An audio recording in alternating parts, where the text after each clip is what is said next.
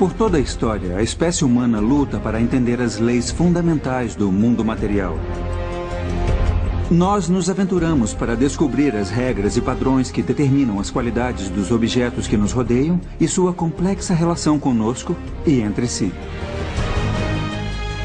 Durante milhares de anos, sociedades por todo o mundo descobriram que uma disciplina, mais do que outras, guarda certo conhecimento sobre as realidades fundamentais do mundo físico. Essa disciplina é a matemática. Eu sou Marcos de Suttori e sou matemático. Eu me vejo como um pesquisador comum caçando as estruturas escondidas por trás do caos e da complexidade aparentes do mundo à nossa volta. Em minha busca pelo padrão e a ordem, eu pesquiso o trabalho de grandes matemáticos que existiram antes de mim. Pessoas que pertenciam a culturas de todo o mundo e cujas inovações criaram a linguagem na qual o universo é escrito. Eu quero levar você a uma jornada através do tempo e do espaço para rastrearmos o crescimento da matemática, desde seu nascimento à ciência sofisticada que conhecemos hoje. Usando imagens geradas por computador, vamos explorar as descobertas que permitiram que as primeiras civilizações entendessem o mundo matematicamente. Essa é a história da matemática.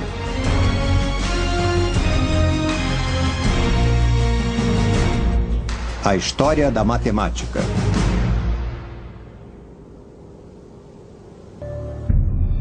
A linguagem do universo. Versão brasileira Som de Vera Cruz Studios. Distribuição Sinapse.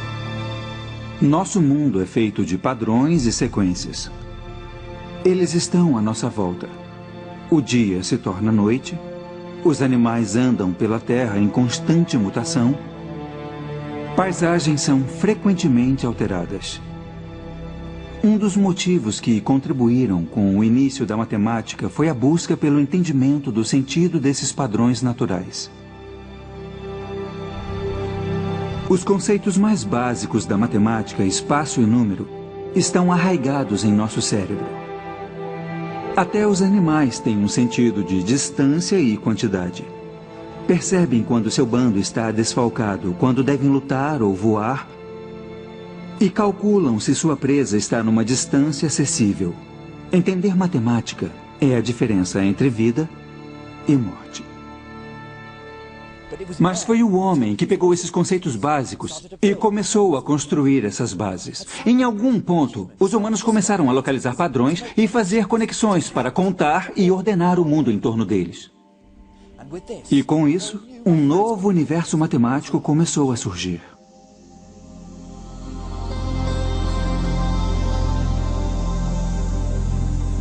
Esse é o rio Nilo. Ele é a fonte de vida do Egito há milênios.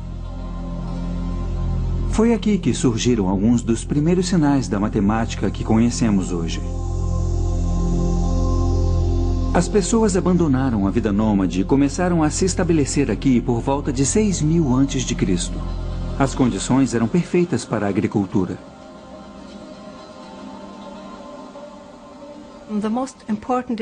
O evento mais importante na agricultura egípcia a cada ano era a cheia do Nilo. Então ela foi usada como marcação do início de cada ano. Os egípcios registraram o que acontecia em períodos de tempo. Para estabelecer um calendário como esse, você tem que contar quantos dias, por exemplo, havia entre as fases da lua, ou quantos dias havia entre duas cheias do Nilo.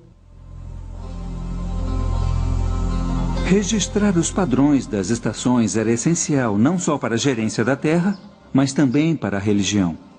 Os antigos egípcios que se estabeleceram nas margens do Nilo acreditavam que era o deus do rio que o enchia a cada ano e, em troca da água que fornecia a vida, os cidadãos ofereciam uma porção da produção como agradecimento. Quando os assentamentos ficaram maiores, se tornou necessário encontrar maneiras de administrá-los. Era preciso calcular porções de terra, fazer previsão das colheitas e cobrar impostos. Resumindo, as pessoas precisavam contar e medir. Os egípcios usavam seus corpos para medir o mundo. E foi assim que as unidades de medidas evoluíram. Um palmo era a largura de uma mão. Um cúbito, a distância entre o cotovelo e as pontas dos dedos. Os cúbitos de terra, faixas de terra medindo 1 cúbito por 100, eram usados pelos topógrafos dos faraós para calcular áreas. Há uma relação bem forte entre a burocracia e o desenvolvimento da matemática no Antigo Egito, e nós podemos vê-la desde o início da invenção do sistema numérico.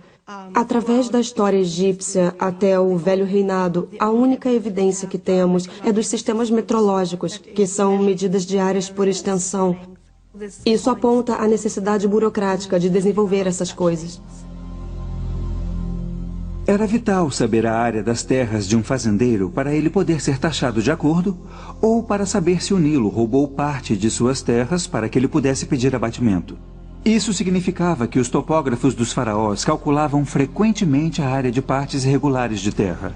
E a busca por solucionar esses problemas práticos que os tornaram os primeiros inovadores matemáticos.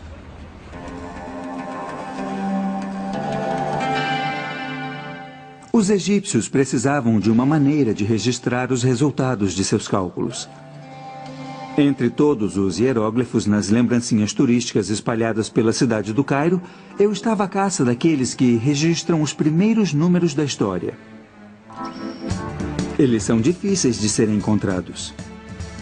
Mas, enfim, encontrei. Os egípcios usavam um sistema decimal motivado pelos 10 dedos das mãos. O sinal de 1 era um risco. 10 era um osso de calcanhar, 100 um rolo de corda e 1000 eram plantas de lótus. Quanto é essa camiseta? Ela custa 25 libras. 25? É. Então são 2 ossos de calcanhar e 5 riscos. Isso. Então não vai me cobrar nada disso aqui. 1 milhão aqui. 1 milhão? Meu Deus! Não, Esse não. é 1 milhão? 1 milhão é muita coisa. Os hieróglifos são bonitos, mas o sistema numérico egípcio era fundamentalmente simples. Eles não tinham o conceito de uma notação posicional. Então, um risco só podia representar uma unidade, não 100 ou 1000. Apesar de escrever 1 milhão com apenas um desenho e não os 7 que usamos, se você quisesse escrever 1 milhão menos 1, o pobre escriba egípcio teria que escrever 9 riscos, 9 ossos de calcanhar, 9 rolos de corda e assim por diante, num total de 54 desenhos. Apesar do inconveniente desse sistema numérico, os egípcios eram brilhantes solucionadores de problemas. Sabemos disso por causa dos poucos registros que sobreviveram. Os escribas egípcios usavam folhas de papiro para registrar suas descobertas matemáticas. Esse delicado material feito de talos de plantas foi destruído com o tempo e muitos segredos pereceram com ele. Mas há um documento revelador que sobreviveu. O papiro matemático de Hind é o documento mais importante que temos hoje da matemática egípcia. Temos uma boa ideia de que tipos de problemas os egípcios tinham que enfrentar em sua matemática. Também temos uma demonstração explícita de como as multiplicações e divisões eram feitas. O papiro mostra como multiplicar 2 números grandes. Mas, para ilustrar o método, vamos pegar 2 números menores. Vamos usar 3 vezes 6. O escriba pegava o primeiro número, 3, e colocava numa coluna. Na segunda coluna, ele colocava o número 1. E depois dobrava os números em cada coluna, então 3 se tornava 6. E 6 se tornava 12. E depois, na segunda coluna, 1 se tornava 2 e 2 se tornava 4. Aqui está a parte interessante. O escriba quer multiplicar 3 por 6. Então pega os grupos na segunda coluna, que somam 6. São 2 mais 4. Depois ele volta à primeira coluna e pega as fileiras correspondentes ao 2 e ao 4. Então são 6 e 12. Ele soma os 2 para ter a resposta 18. Mas o mais impressionante para mim nesse método é que o escriba escreve efetivamente o segundo número em 6 binários. É um lote de 4, um lote de 2 e nenhuma unidade, que é 1, 1, 0. Os egípcios entenderam o poder dos binários mais de 3.000 anos antes do matemático e filósofo Leibniz revelar o seu potencial. Hoje, todo o mundo tecnológico depende dos mesmos princípios que eram usados no Antigo Egito. O papiro de Hind foi registrado por um escriba chamado Hermes por volta de 1650 a.C., e seus problemas buscam as soluções para situações cotidianas. Vários dos problemas mencionam pães e cerveja, porque era comum pagar os trabalhadores egípcios com comida e bebida. Um deles se preocupa em dividir 9 pães igualmente entre 10 pessoas, sem que houvesse briga. Eu tenho 9 pães aqui e vou pegar 5 deles e cortar pela metade. Claro que 9 pessoas poderiam pegar 1/10 do seu pão e dar um monte de migalhas a uma 10ª pessoa. Mas os egípcios desenvolveram uma solução mais elegante. Pegaram os outros 4 e dividiram em 3. Mas 2/3 eu vou cortar em 5, então cada pedaço vai ser a 15ª parte. Cada pessoa recebe uma metade, mais 1/3 e uma 15ª parte. É através de problemas práticos como esse que começamos a ver uma matemática mais abstrata se desenvolver. De repente, novos números entram em cena, frações. E em breve, os egípcios estariam explorando a matemática desses números. Frações são claramente de importância prática a qualquer um que queira dividir quantidades para pôr no mercado. Para registrar essas transações, os egípcios desenvolveram uma notação que registrava esses novos números. Uma das mais antigas representações dessas frações veio de um hieróglifo que tinha grande significado místico. Ele se chama Olho de Horus. Horus foi um antigo deus do reino, representado como metade homem, metade falcão. De acordo com a lenda, o pai de Horus foi morto por seu outro filho, Set. Horus estava determinado a vingar o assassinato. Durante uma batalha bastante violenta, Set arrancou o olho de Horus, o cortou e espalhou pelo Egito. Mas os deuses estavam cuidando de Horus e reuniram os pedaços e refizeram o olho. Cada parte do olho representava uma fração diferente. Cada uma é metade da fração anterior. Apesar de o olho original representar uma unidade inteira, o olho reunido é 64 avos menor.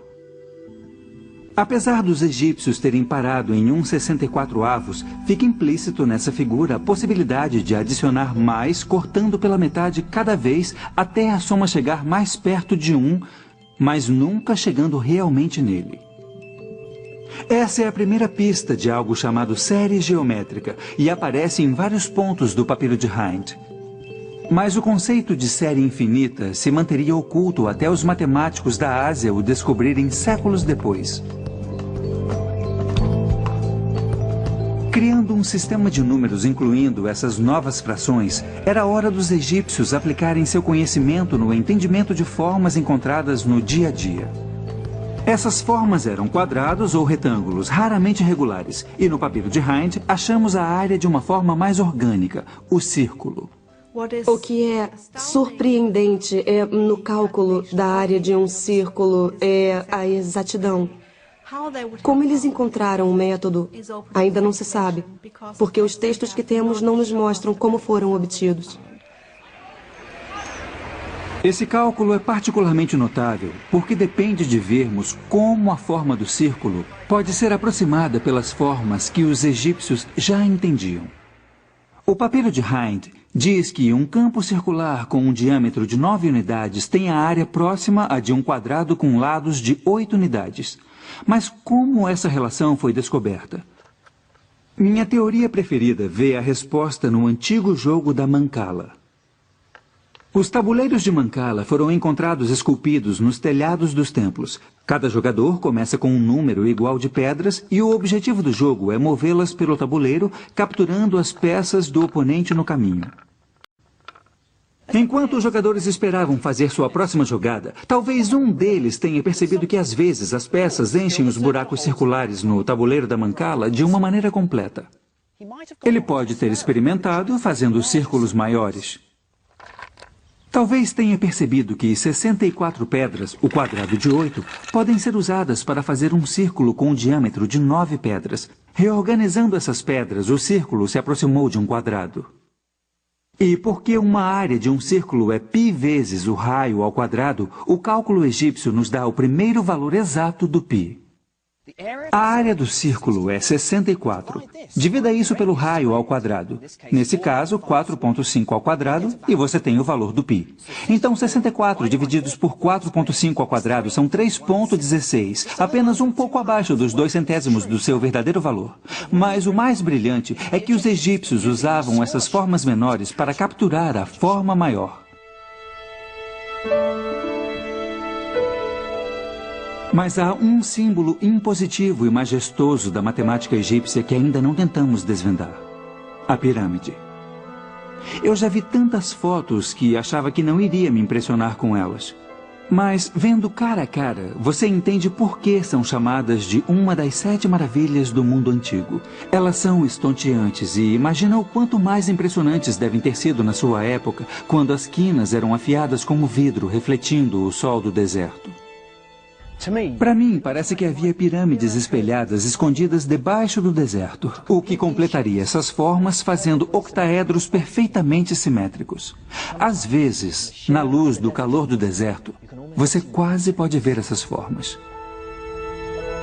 É a pista da simetria escondida dentro dessas formas que as torna tão impressionantes para um matemático. As pirâmides são um pouco curtas para criar essas formas perfeitas. Mas algumas sugerem que outro conceito matemático importante pode estar escondido dentro das proporções da Grande Pirâmide: a proporção áurea. Há 2 extensões na proporção áurea. Se a relação da mais longa com a mais curta for a mesma que a soma de 2 do lado maior, essa proporção é associada com as proporções perfeitas encontradas por toda a natureza e também no trabalho de artistas, arquitetos e designers do milênio. Se os arquitetos das pirâmides eram conscientes dessa importante ideia matemática ou eram instintivamente levados a ela por causa de suas propriedades estéticas satisfatórias, nunca vamos saber. Para mim, o mais impressionante nas pirâmides é a genialidade matemática necessária para fazê-las, incluindo a primeira alusão a um dos grandes teoremas do mundo antigo, o Teorema de Pitágoras. Para conseguir cantos de ângulos retos perfeitos em seus prédios e pirâmides, os egípcios usavam uma corda com um nós. Em algum momento, os egípcios perceberam que se passassem um triângulo com lados marcados por 3 nós, 4 nós e 5 nós, isso garantiria a eles um ângulo reto perfeito. Isso porque 3 ao quadrado mais 4 ao quadrado é igual a 5 ao quadrado. Então temos um perfeito triângulo de Pitágoras. Na verdade, quaisquer triângulos cujos lados satisfaçam essa relação nos darão um ângulo de 90 graus. Mas tenho certeza de que os egípcios não tinham essa generalização nos seus triângulos de 3, 4 e 5. Não podemos esperar encontrar uma prova geral, porque esse não é o estilo da matemática egípcia. Todo problema foi resolvido usando números concretos, e se uma verificação fosse feita no final, ela usaria o resultado e esses números concretos. Não há prova geral entre os textos matemáticos egípcios. Levaram uns 2000 anos até que os gregos e Pitágoras provassem que todos os triângulos retângulos partilhavam de certas propriedades. Essa não foi a única ideia matemática que os egípcios descobriram. Em um documento de 4000 anos, chamado de Papiro de Moscou, encontramos uma fórmula para uma pirâmide com o seu pico cortado, o que mostra a primeira pista de cálculos em andamento. Para um local como o Egito, que é famoso por suas pirâmides, é de se esperar que problemas como esse fossem constantes em seus textos matemáticos. O cálculo do volume de uma pirâmide cortada é uma das partes mais avançadas da matemática do Antigo Egito em relação aos nossos padrões modernos. Os arquitetos e engenheiros certamente queriam essa fórmula para calcular a quantidade de material exigida para suas construções. Mas a sofisticação da matemática egípcia é que pôde produzir um método tão bonito.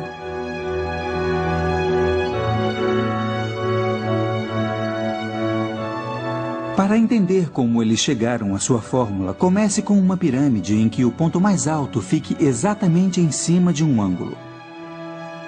3 desses podem ser reunidos para fazer uma caixa retangular, fazendo com que o volume da pirâmide inclinada seja 1/3 do volume da caixa.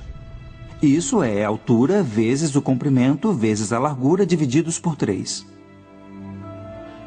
Aí vem um argumento que mostra as primeiras pistas do cálculo usado milhares de anos antes de Gottfried Leibniz e Isaac Newton criarem a teoria.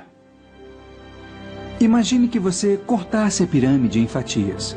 Poderia então arrastar as camadas para fazer uma pirâmide mais simétrica, como vemos em Giza. No entanto, o volume da pirâmide não mudou, apesar da reorganização das camadas. Então, a mesma fórmula funciona. Os egípcios eram inovadores incríveis e sua habilidade de gerar a nova matemática era desconcertante. Para mim, eles revelaram o poder da geometria e dos números e deram os primeiros passos em direção às excitantes descobertas matemáticas que viriam. Mas havia outra civilização que tinha matemática para rivalizar com a do Egito. E sabemos muito mais sobre suas conquistas.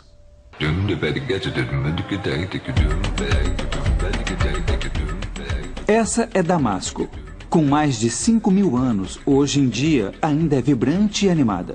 Ela era o ponto mais importante nas rotas de comércio, ligando a velha Mesopotâmia ao Egito. Os babilônios controlavam a maior parte do que hoje é Iraque, Irã e Síria, desde 1800 a.C. Para expandir e comandar seu império, eles se tornaram mestres na manipulação e administração de números. Temos códigos legais, por exemplo, que nos dizem sobre como a sociedade era ordenada.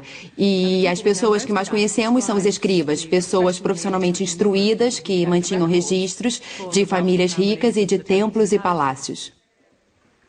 Escolas de escribas existiam desde 2500 a.C.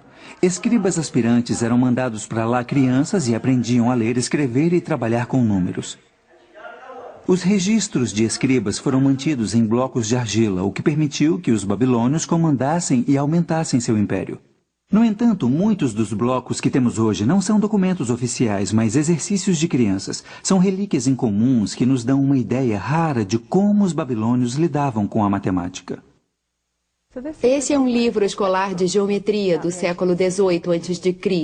E vocês podem ver que há várias figuras nele. E embaixo de cada figura há um texto que dá um problema sobre ela. Por exemplo, esse aqui diz: eu desenhei um quadrado com 60 unidades de comprimento e dentro fiz 4 círculos. Quais são as suas áreas? E esse pequeno bloco aqui foi escrito pelo menos 1000 anos depois do outro bloco. Mas tem uma relação bem interessante com ele. Ele tem também 4 círculos dentro de um quadrado mal desenhado. Mas não é um livro, é um exercício escolar. O adulto que ensinava dava isso ao aluno como exemplo de dever de casa ou uma coisa assim. Como os egípcios, os babilônios parecem interessados em resolver problemas práticos relacionados a pesos e medidas. A solução babilônica a esses problemas é escrita como receitas matemáticas. Um escriba simplesmente seguia e gravava uma série de instruções para chegar ao resultado. Aqui é um exemplo do tipo de problema que eles resolviam. Eu tenho um feixe de gravetos de canela aqui, mas eu não vou pesá-lo. Ao invés disso, vou pegar 4 vezes seu peso e colocar na balança. Agora vou adicionar 20 jin. Jin era a medida de peso babilônica. Eu vou pegar metade de tudo e adicionar de novo. Então são 2 feixes e 10 jin. Agora tudo desse lado é igual a 1 mana. 1 mana era 60 jin. E aqui temos uma das primeiras equações matemáticas da história. Tudo desse lado é igual a 1 mana.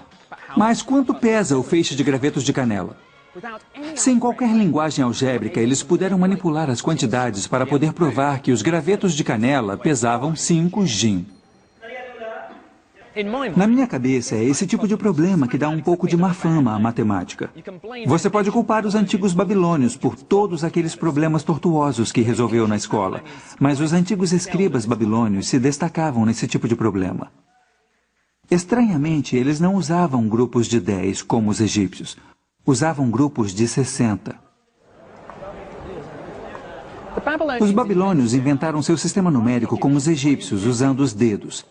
Mas ao invés de contar os 10 dedos das mãos, os babilônios encontraram uma maneira bem mais intrigante de contar partes do corpo. Eles contavam os 12 nós dos dedos de uma mão e os 5 dedos na outra para poder contar 12 vezes 5, ou seja, 60 números diferentes. Então, por exemplo, esse número seria 2 lotes de 12, 24, e depois 1, 2, 3, 4, 5 para chegar a 29.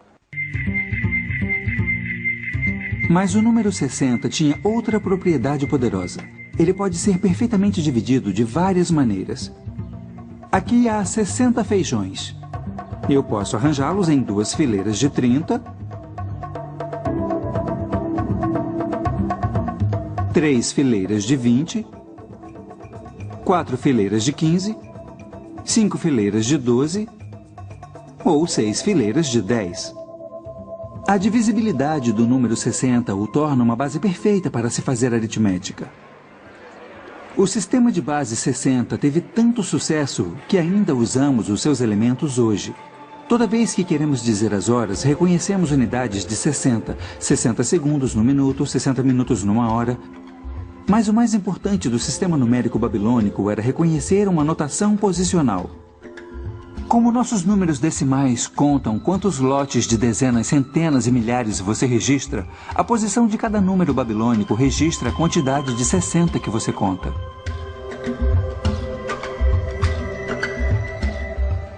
Ao invés de inventar novos símbolos para números maiores, eles escreveram 111.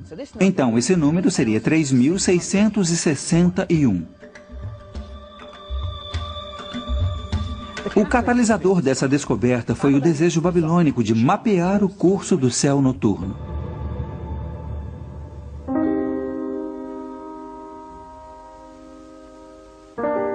O calendário babilônico foi baseado nos ciclos lunares. E então precisavam de uma maneira para registrar astronomicamente números grandes.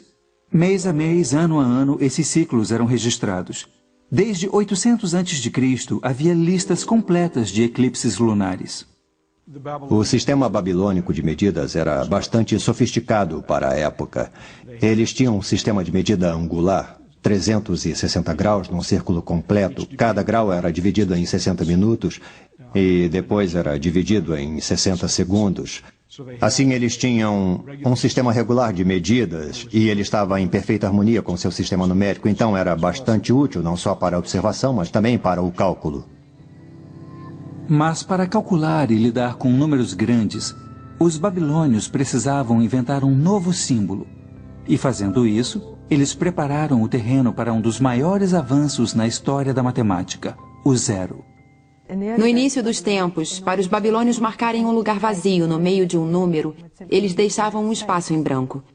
Então precisavam de uma maneira de representar o nada no meio de um número.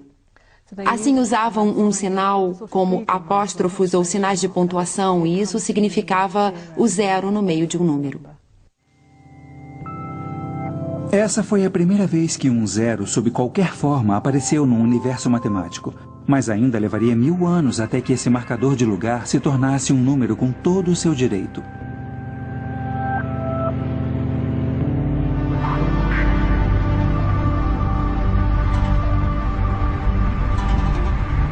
Tendo estabelecido um sistema numérico tão sofisticado, eles o usavam para domar a terra inóspita e árida que atravessava a Mesopotâmia. Tendo estabelecido um sistema numérico tão sofisticado, eles o usavam para domar a terra inóspita e árida que atravessava a Mesopotâmia. Engenheiros e topógrafos babilônios encontraram maneiras engenhosas de acessar a água e canalizá-la para os campos de colheita. Mais uma vez, eles usavam a matemática para chegar às soluções. O Vale do Orontes, na Síria, ainda é um eixo de agricultura e os velhos métodos de irrigação são explorados hoje como eram milhares de anos atrás. Vários problemas em matemática babilônica são ligados a medidas de terras e aqui vimos pela primeira vez o uso de equações de segundo grau, um dos grandes legados da matemática babilônica. Equações de segundo grau envolvem situações em que a quantidade desconhecida que você tenta identificar é multiplicada por si mesma. Chamamos de elevar ao quadrado porque ela dá a área de um quadrado. E é no contexto do cálculo de áreas de terras que essas equações de segundo grau surgem naturalmente.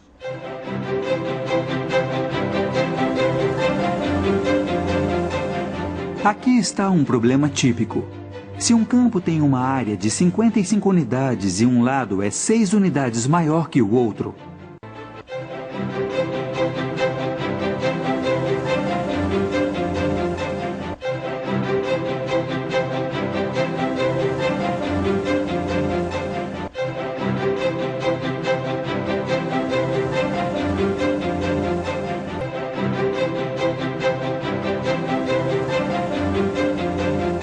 a nova área há 64. Então, os lados do quadrado são de 8 unidades. Quem resolve o problema sabe que eles somaram 3 a esse lado. Então, a extensão original deve ser de 5. Pode não parecer, mas essa é uma das primeiras equações de segundo grau da história. Na matemática moderna, eu usaria a linguagem simbólica da álgebra para resolver esse problema.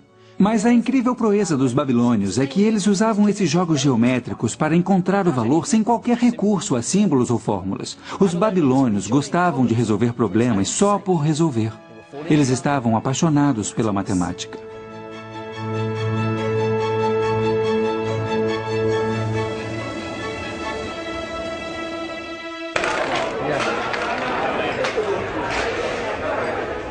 A fascinação babilônica pelos números logo encontrou lugar em seu tempo de lazer também. Eles eram ávidos jogadores. Os babilônios e os seus descendentes jogam uma versão do gamão há mais de 5.000 anos. Os babilônios jogavam jogos de tabuleiro, desde os mais sofisticados em tumbas reais até os mais simples, encontrados em escolas ou riscados nas entradas de palácios para que os guardas jogassem quando estivessem entediados. E eles usavam dados para mover suas peças. As pessoas que jogavam jogos usavam números em seu tempo de lazer para tentar vencer seu oponente, fazendo aritmética mental bem rápido. Então, calculavam em seu tempo livre, sem nem pensar nisso como trabalho matemático difícil. Agora é minha chance. Eu não jogo gamão há séculos, mas acho que minha matemática é boa o suficiente para me dar alguma chance. Tem que tirar 6, hein? Então 6, e eu preciso mover alguma coisa. Você é que sabe o que vai fazer. Vamos mas lá. Não era tão fácil quanto eu pensei. Ah! O que foi isso? Esse é 1 e esse é 2. Vamos ver. Agora está enrolado, hein? Então não posso mover nada? Eu não posso mover mesmo? Não pode mover isso. Eu pensei que eu podia mover. Aí está. Você é muito bom. 3 e 4, então? Como os antigos babilônios, meus oponentes são mestres da matemática tática. É. Toca aqui. Ótimo jogo. Muito bom. Os babilônios são reconhecidos como uma das primeiras culturas a usar formas simétricas para fazer dados. Mas há debates acalorados sobre se eles também seriam os primeiros a descobrir o segredo de outra forma importante: o triângulo retângulo. Já vimos como os egípcios usam um triângulo retângulo de 3, 4, 5. Mas o que os babilônios sabiam sobre essa forma e outras como essa é bem mais sofisticado. Essa é a tábua antiga mais famosa e controversa que temos. Ela se chama Plimpton 322. Muitos matemáticos estão convencidos de que ela mostra que os babilônios podiam saber o princípio em relação aos triângulos retângulos de que o quadrado da hipotenusa é a soma dos quadrados dos catetos, séculos antes dos gregos o constatarem. Essa é uma cópia da talvez mais famosa tábua babilônica, que é a Plimpton 322. E esses números aqui refletem a largura ou a altura de um triângulo. Sendo assim, a diagonal, o outro lado seria aqui. E o quadrado dessa coluna mais o quadrado dessa coluna é igual ao quadrado da diagonal. Eles foram organizados para que o ângulo decrescesse regularmente, numa base bastante uniforme, mostrando que alguém tinha muito entendimento de como os números se encaixavam.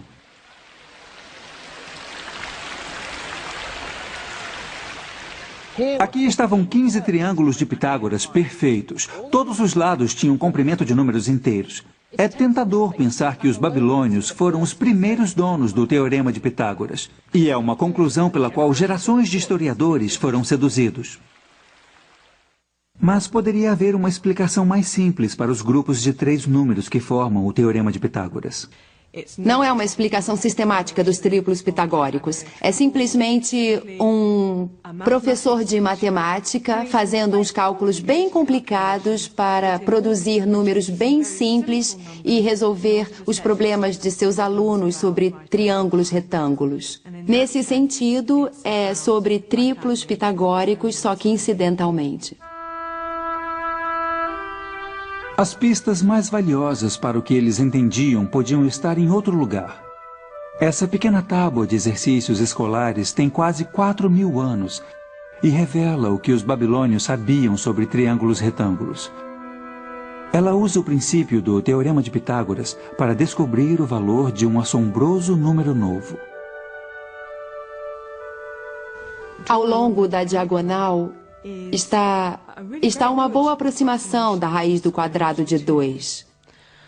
Assim, isso nos mostra que ela era conhecida e usada em ambientes escolares. Isso é importante porque a raiz quadrada de 2 é o que hoje chamamos de número irracional. Isto é, se escrevemos em decimais ou mesmo em lugares hexadecimais, ele não termina, os números continuam para sempre depois da vírgula decimal. As implicações desse cálculo são enormes. Primeiro, ele significa que os babilônios sabiam alguma coisa do Teorema de Pitágoras anos antes de Pitágoras. Segundo, o fato deles calcularem esse número com precisão de 4 casas decimais mostra uma incrível facilidade aritmética, tanto quanto uma paixão pela minúcia matemática. A habilidade matemática dos babilônios era incrível. E por quase 2.000 anos, eles progrediram intelectualmente no mundo antigo. Mas quando seu poder imperial começou a minguar, seu vigor intelectual também declinou.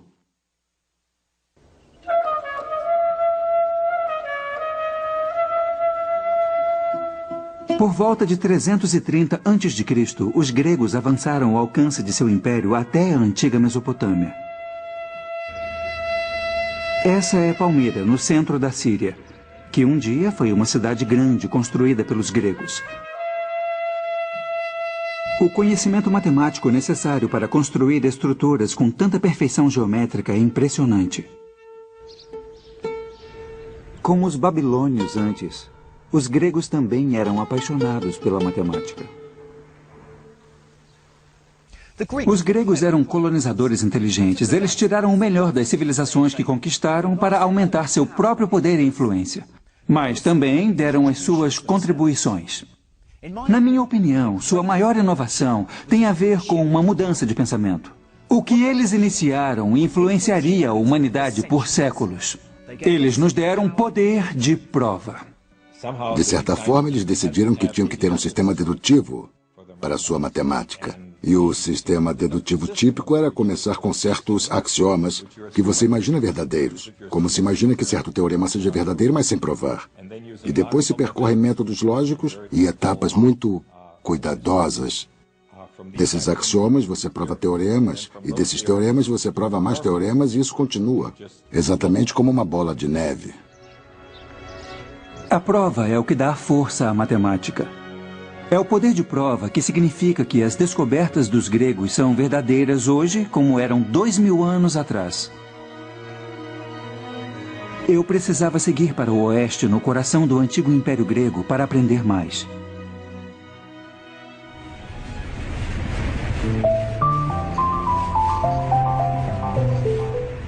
Para mim, a matemática grega sempre foi heróica e romântica.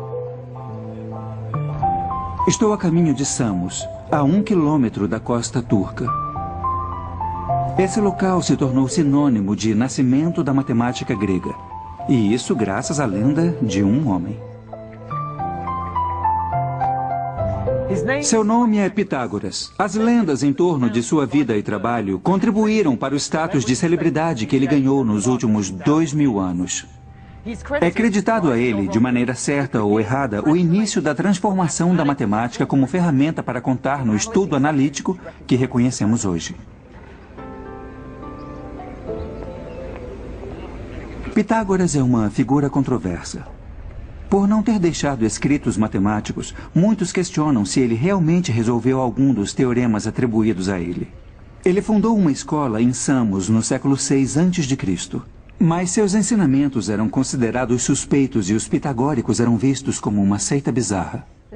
Há boas evidências de que havia escolas pitagóricas e elas deviam parecer mais com seitas do que com escolas filosóficas, porque não partilhavam só conhecimentos, também partilhavam um estilo de vida. E todas elas pareciam estar envolvidas na política da cidade. Um detalhe que as torna incomuns no mundo antigo é que elas incluíam mulheres. Os pitagóricos são sinônimo de entendimento de algo que escapava aos egípcios e aos babilônios: as propriedades dos triângulos retângulos. O que é conhecido como Teorema de Pitágoras mostra que, se você pegar qualquer triângulo retângulo e fizer quadrados em todos os lados, a área do maior quadrado é igual à soma dos quadrados dos dois lados menores. Para mim, é nesse ponto que a matemática nasce e se abre um abismo entre as outras ciências. E a prova é tão simples quanto devastadora em suas implicações. Posicione 4 cópias do triângulo retângulo em cima dessa superfície. O quadrado que você vê agora tem lados iguais à hipotenusa do triângulo. Arrastando esses triângulos, vemos como podemos separar a área do maior quadrado em 2 quadrados menores, cujos lados são dados pelos 2 lados menores do triângulo. Em outras palavras, o quadrado da hipotenusa é igual à soma dos quadrados dos catetos. O Teorema de Pitágoras. Isso ilustra um dos temas característicos da matemática grega: o apelo dos belos argumentos da geometria, mais do que uma preocupação com números.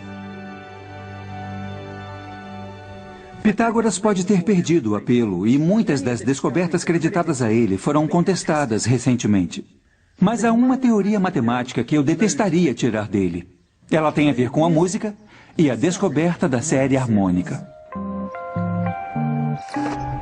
A história diz que, passando por um ferreiro, Pitágoras ouviu o som das batidas numa bigorna e percebeu como as notas produzidas soavam em perfeita harmonia. Ele acreditava que devia haver uma explicação racional para as notas soarem tão atraentes. E a resposta era matemática.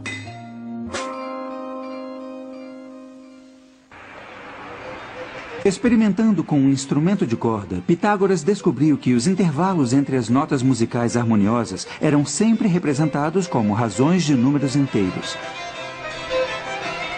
E foi assim que ele pode ter construído a sua teoria. Primeiro, ele tocou uma nota na corda solta. Depois, na metade do comprimento. A nota quase parece a mesma da primeira. Na verdade, é uma oitava mais alta, mas a relação é tão forte que damos o mesmo nome a essa nota. Agora pegamos 1/3 da extensão e temos outra nota que parece harmonizar com as 2 primeiras.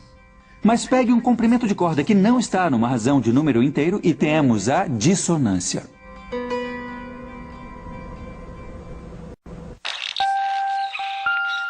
De acordo com a lenda, Pitágoras ficou tão animado com essa descoberta que concluiu que todo o universo foi construído a partir de números. Mas ele e seus seguidores estavam diante de um desafio à sua visão de mundo ainda maior. E ele veio como resultado de um teorema que leva o nome de Pitágoras. A lenda conta que um dos seus seguidores, um matemático chamado Hipasos, quis descobrir o comprimento da hipotenusa para um triângulo retângulo com 2 catetos medindo 1 unidade. O teorema de Pitágoras implica que o comprimento da hipotenusa era um número cujo quadrado fosse 2. Os pitagóricos imaginaram que a resposta seria uma fração, mas quando Hipasos tentou expressar de sua maneira, não importa o quanto tentasse, ele não conseguia.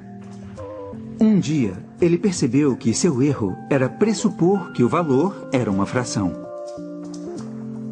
O valor da raiz quadrada de 2 era o número que os babilônios desenharam na tábua. No entanto, eles não reconheceram a característica especial desse número, mas Hippasos sim. Era um número irracional.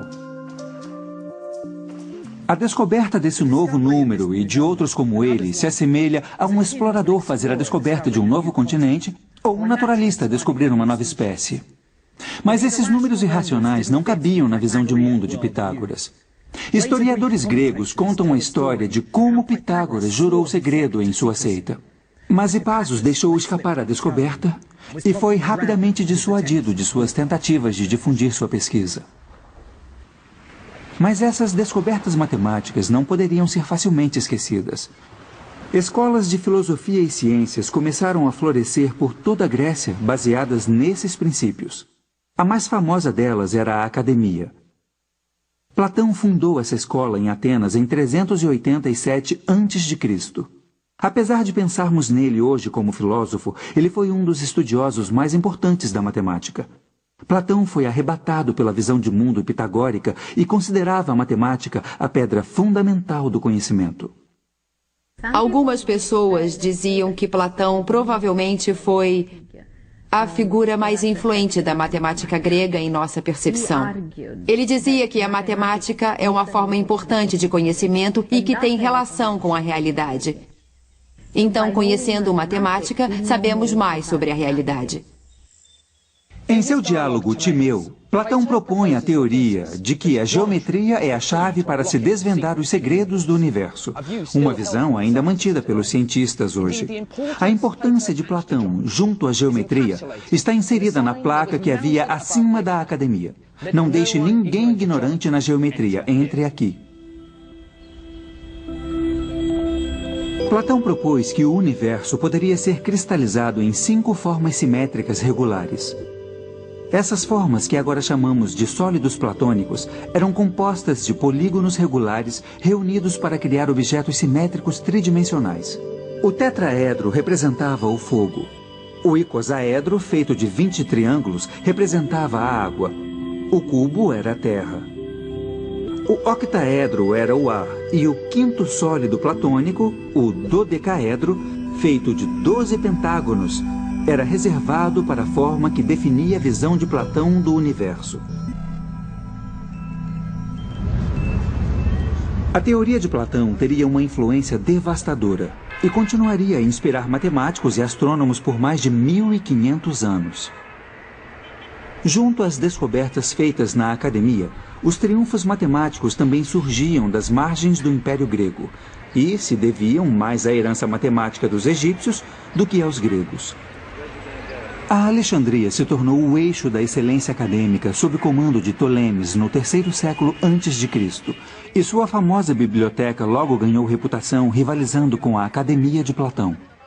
Os reis da Alexandria estavam dispostos a investir nas artes, na cultura, na tecnologia, na matemática, na gramática, porque patrocinar buscas culturais era um jeito de mostrar que você tinha mais prestígio e tinha também mais direito à grandeza. A antiga biblioteca e seu precioso conteúdo foram destruídos quando os muçulmanos conquistaram o Egito no século VII, mas seu espírito está vivo em uma nova construção. Hoje, a biblioteca ainda é um local de descoberta e estudos.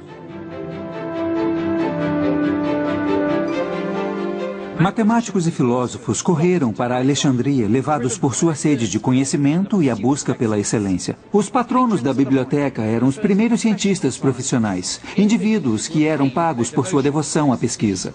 Mas de todos esses pioneiros, meu herói é o enigmático matemático grego Euclides. Sabemos muito pouco sobre a vida de Euclides, mas suas maiores conquistas foram como cronista da matemática. Por volta de 300 a.C., ele escreveu o texto mais importante de todos os tempos, Os Elementos. Em Os Elementos, encontramos o auge da revolução matemática que aconteceu na Grécia.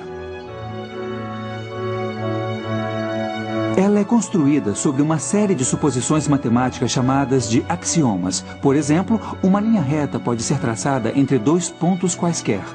Desses axiomas, deduções lógicas são feitas e teoremas matemáticos são estabelecidos. Os elementos contêm fórmulas para calcular os volumes de cones e cilindros, provas sobre séries geométricas e números perfeitos e primos.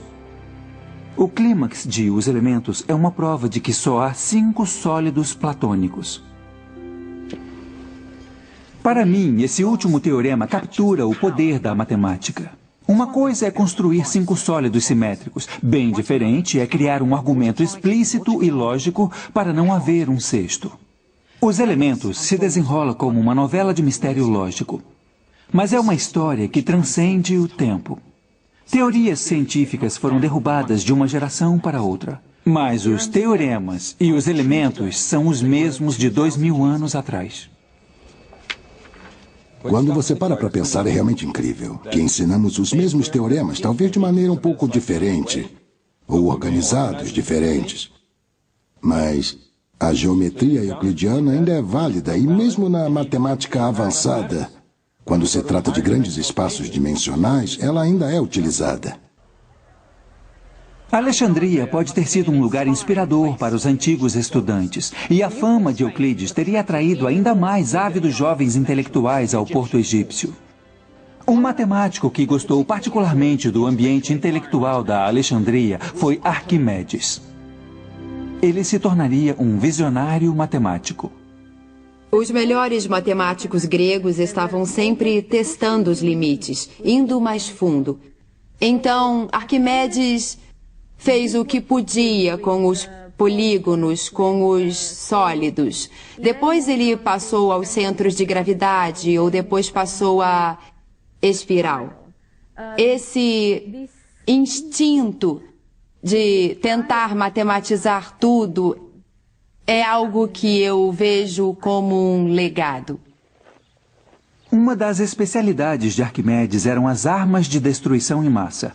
Elas foram usadas contra os romanos quando eles invadiram sua casa em Siracusa em 212 a.C. Ele também criou espelhos que aumentavam o poder do sol para pôr fogo nos navios romanos.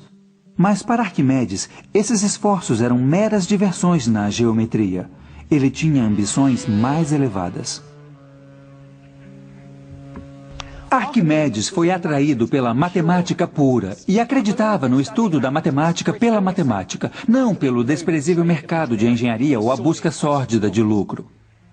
Uma das melhores investigações da matemática pura era produzir fórmulas para calcular áreas de formas regulares. O método de Arquimedes era capturar novas formas usando formas que ele já compreendia.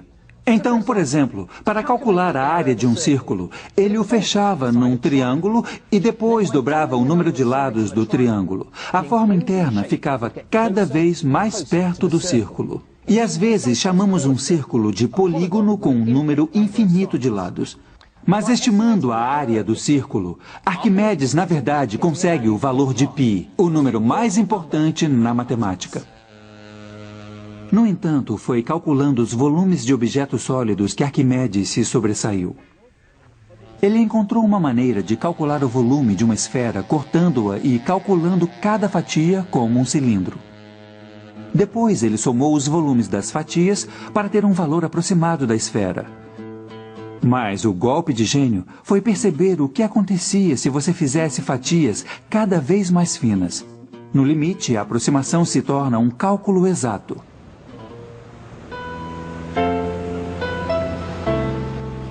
Mas o comprometimento de Arquimedes com a matemática foi sua ruína. Arquimedes estava contemplando um problema sobre círculos traçados na areia quando um soldado romano o abordou. Arquimedes estava tão imerso em seu problema que insistiu em terminar seu teorema. Mas o soldado romano não estava interessado no problema de Arquimedes e o matou no local. Mesmo diante da morte, a devoção de Arquimedes à matemática era inabalável.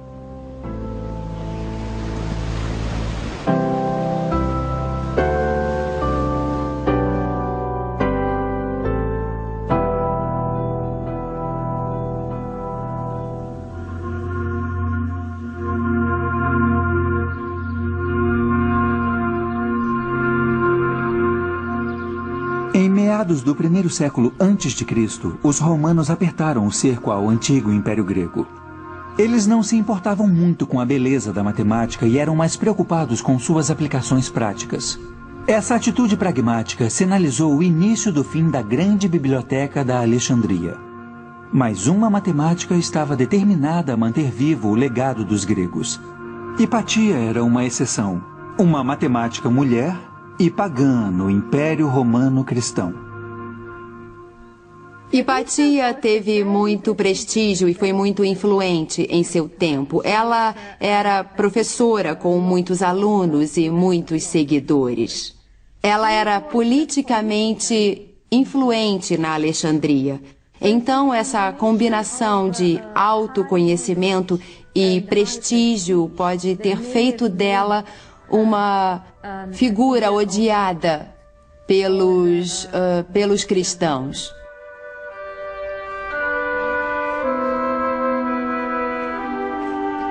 Um dia, durante a Quaresma, Hipatia foi arrancada de sua carruagem por um grupo cristão e levada a uma igreja.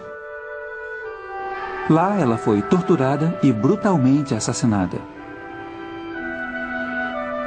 As circunstâncias dramáticas de sua vida e morte fascinaram as gerações seguintes. Infelizmente, sua crença encobriu suas conquistas matemáticas. Ela era uma brilhante professora e teórica, e sua morte deu um golpe final na herança da matemática grega da Alexandria.